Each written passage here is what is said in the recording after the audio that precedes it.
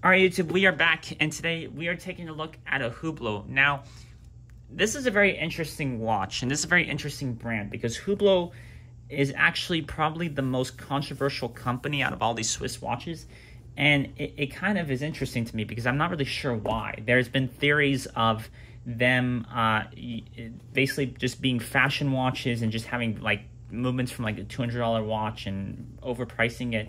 But I think one of the reasons why Hublot was so hated was back when Hublot first started, they were making watches and they were saying it was limited to this amount of number. And then it turned out that they were making more than that number, and people were questioning the authenticity of that specific Hublot, and they would duplicate Hublots, and people would find out that their watch was somewhere else when it was like literally on their wrist. So there's always a lot of confusion with Hublot.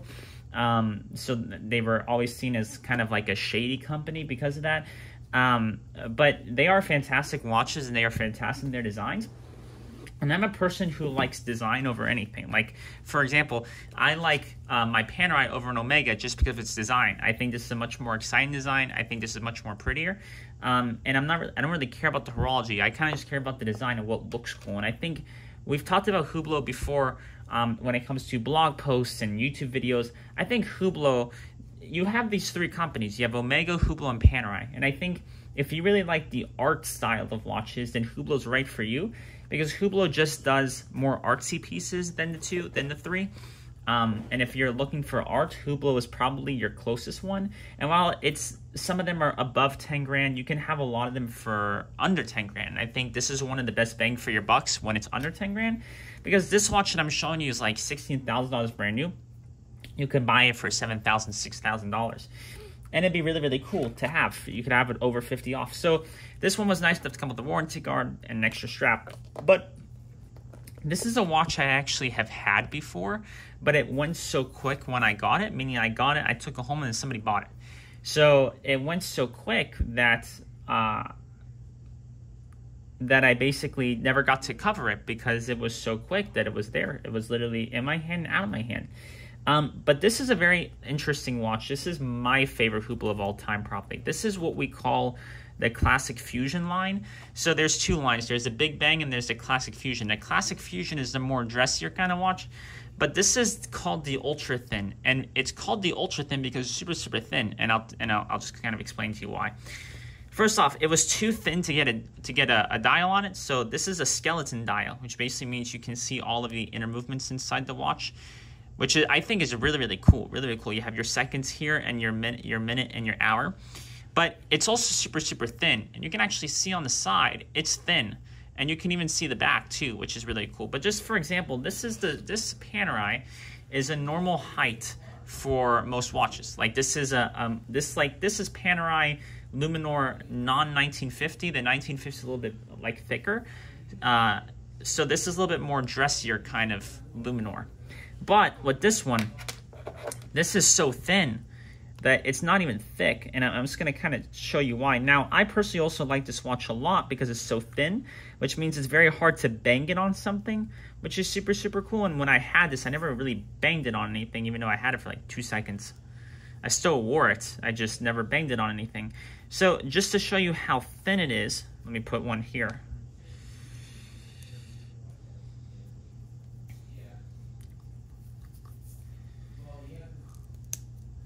I mean, it's thin. I mean, it's really, really thin. I mean, just look here. Look how thin this is. This is really, really thin. Like, really, really thin. So that's really good to see. And, of course, one thing we talked about with Hublot is just the fitment. They fit like a glove. And it's just kind of just like the AP.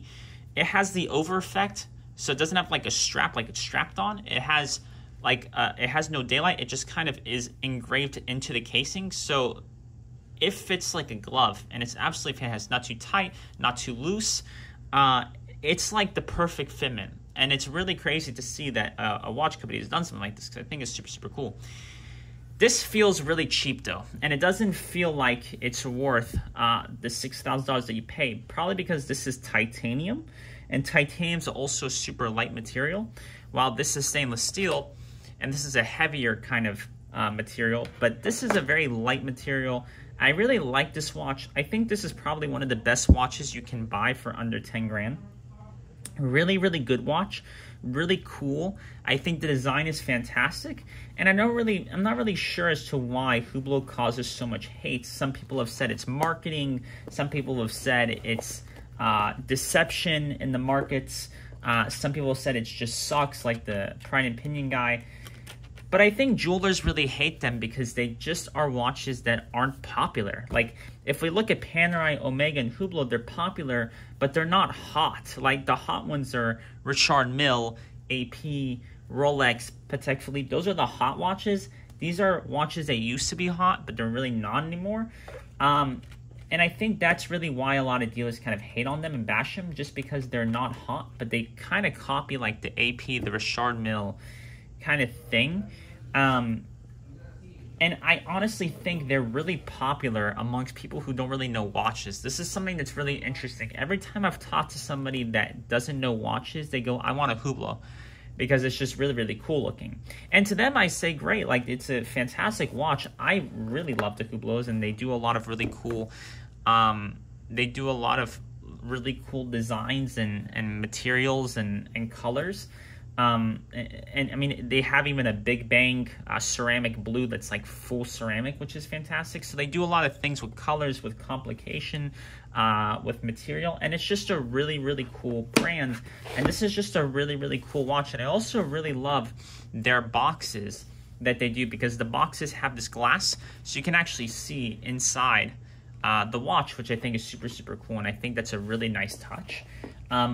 This is a newer Hublot, and a lot of the older Hublots kind of suck with the boxes, but with these are fantastic. So that's kind of the Hublot Classic Fusion Ultra Thin. Again, a really great watch. You can read online our posts about Hublot, what we thought about it, our thoughts, why we think it's so hated, if you want more research. But this is just a really, really good watch, a really, really cool watch, and this was actually one of my favorite watches I've ever owned. But that's it. Just a really cool watch. Very popular amongst people. Very thin, very light. And it's just, I think, is a really cool skeleton dial everyday watch. So if you like the video, guys, make sure you like. Comment down below, what do you think about Hublot? Do you like the brand? Do you not like the brand? What do you think? And we will see you guys on the next one.